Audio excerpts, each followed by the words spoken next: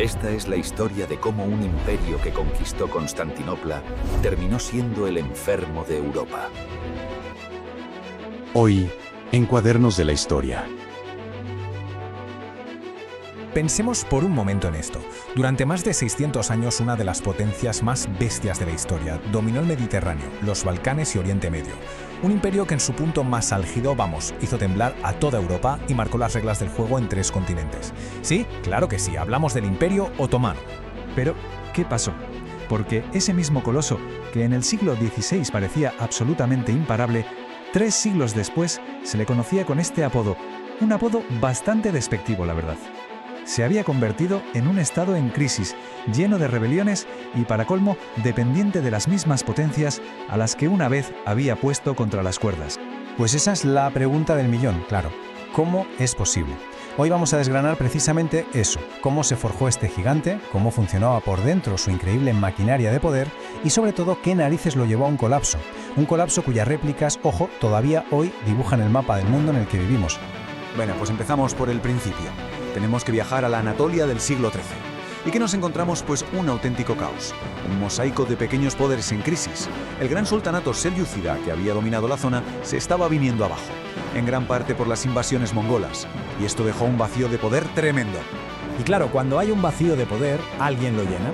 En este caso lo llenaron un montón de pequeños principados turcos, los llamados beyliks. Y de entre todos ellos, uno, el de la tribu de un tal Osman, los osmanlíes, tenía algo diferente. No era ni el más grande ni el más fuerte, para nada, pero, como veremos, estaba en el sitio perfecto y en el momento perfecto. Entonces, ¿cuál fue su secreto? ¿Por qué ellos y no otros? Pues fue una mezcla de varias cosas. Primero, la ubicación, clave. Estaban pegaditos a la frontera de un imperio bizantino que, seamos sinceros, se caía a trozos. Esto les dio la excusa perfecta para presentarse como gazis, o sea, guerreros de la fe islámica. Esta idea de la Guerra Santa, la caza, era como un imán. Atrajo a combatientes de toda Anatolia que buscaban, pues, lo de siempre, botín y gloria. Y si a eso le sumas un liderazgo militar bastante listo y una política inteligente de ir comiéndose a sus vecinos, ya fueran bizantinos u otros principados turcos, pues ahí tienes la fórmula del éxito. Y así, durante 1 siglo y medio, no pararon de crecer. Cruzaron a Europa, se hicieron fuertes, pero todo esto era solo el principio. Había una fecha, un año que lo iba a cambiar absolutamente todo.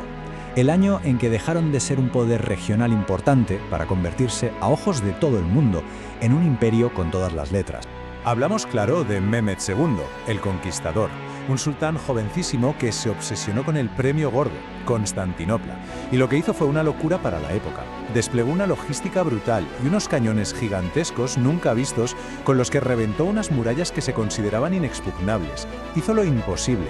Imaginen el shock en Europa. La ciudad que había sido el corazón del cristianismo oriental durante 1000 años había caído.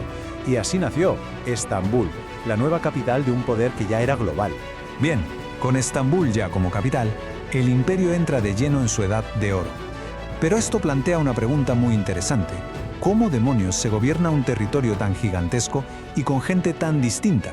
Bueno, pues la clave estaba en una maquinaria interna, en unas instituciones muy sofisticadas y sobre todo muy prácticas. Y si hablamos de Edad de Oro, hay un nombre que destaca por encima de todos, Solimán. En Europa le llamaban el Magnífico, y con razón. Sus ejércitos llegaron a las mismísimas puertas de Viena y su flota era la dueña del Mediterráneo.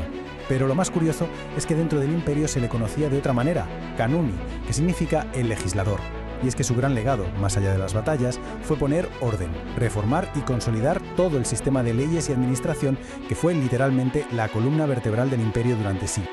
Y dentro de esa columna vertebral había piezas realmente únicas. Una de las más alucinantes era el sistema de Evsirme. A ver si esto suena lógico. El imperio iba a los Balcanes, reclutaba a niños de familias cristianas, se los llevaba a Estambul, los convertía al Islam y los educaba de una forma súper estricta para convertirlos en la élite. De ahí salían los famosos genízaros, sus mejores soldados o los burócratas más importantes. La genialidad de esto: su lealtad no era con su familia o su tierra de origen, sino única y exclusivamente con el sultán. Una forma increíble de asegurar el poder central. Vale, y para el resto de la gente, para todas esas comunidades que no eran musulmanas, ¿qué hacían? ¿Los convertían a la fuerza? Pues no. Aplicaron otra idea muy práctica, el sistema de millets. Básicamente dejaban que cada comunidad religiosa, ya fueran judíos, cristianos ortodoxos, armenios, se gestionara a sí misma en sus asuntos internos. Bodas, herencias, educación, todo eso lo llevaban ellos. La única condición era pagar los impuestos y ser leales al sultán. Una solución muy pragmática para mantener la paz en un imperio tan diverso. Pero claro, como suele pasar, las edades de oro no duran para siempre. A partir del siglo XVII, esa maquinaria tan bien engrasada empezó a chirriar. Y esto es súper importante entenderlo. El declive no fue una cosa de un día para otro, no fue un colapso repentino, fue un proceso larguísimo y muy complejo. Una mezcla de problemas que venían de dentro y de presiones que llegaban de fuera. Mirad, esta comparación lo deja clarísimo. El imperio que en el siglo XVI sacaba pecho por su superioridad militar, en el XIX pues se las veía y se las deseaba para modernizar un ejército que se había quedado viejo. El que antes controlaba las rutas comerciales, ahora vivía de pedirle dinero prestado a los europeos, y el poder absoluto del sultán pues estaba siendo desafiado por algo nuevo y muy peligroso: el nacionalismo que empezaba a surgir en todas sus provincias. El cambio es brutal. Este cronograma nos da una idea de lo lento que fue todo. Empezó con golpes que eran más bien simbólicos, como la famosa derrota naval en Lepanto, pero poco a poco se fue acelerando con derrotas militares cada vez más duras contra potencias que venían pisando fuerte, como Rusia y Austria. Ojo, que intentaron reaccionar. Hubo intentos de reforma muy serios como el Tanzimat para modernizarlo todo, pero la sensación es que siempre iban un paso por detrás. Era una carrera contra el tiempo, estaban perdiendo, las reformas no eran suficientes o llegaban tarde para frenar la pérdida de territorios y sobre todo, esa bomba de relojería que era el nacionalismo en los Balcanes. Y toda esta debilidad generó un quebradero de cabeza diplomático tremendo para el resto de potencias europeas. Es lo que se llamó la cuestión de Oriente. El dilema era el siguiente. Por un lado, todos querían pillar un trozo del pastel otomano, pero por otro, les daba un pánico terrible que el imperio se derrumbase de golpe, porque eso provocaría una guerra entre ellos para repartirse los restos. Así que jugaban a un juego muy cínico. A veces le daban un empujón para que se debilitara y otras lo sujetaban para que no se cayera del todo. Todo según les conviniera. Y con esto llegamos ya al tramo final, a las últimas décadas. La situación era insostenible.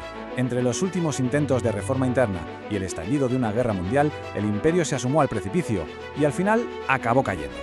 El último gran intento de salvar los muebles vino en 1908. Un grupo de oficiales reformistas, conocidos como los jóvenes turcos, dieron un golpe de estado con la promesa de modernizar el imperio y salvarlo. Pero ¿saben eso de que a veces el remedio es peor que la enfermedad? Pues esto fue un caso de libro.